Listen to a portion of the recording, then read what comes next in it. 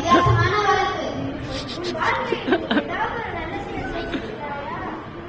இவன் வீடுல குதித்து திருடியிருக்கான். இவனை பேசாம அசிபத்திர வனத்துல விட்டுருவோம். அசிபத்திர வனத்துலயா? அதான் தர்மராஜா, அங்க காட்டு முழுவதும் கத்தி கத்தியா இருக்குமே. சரி, நீங்க கதை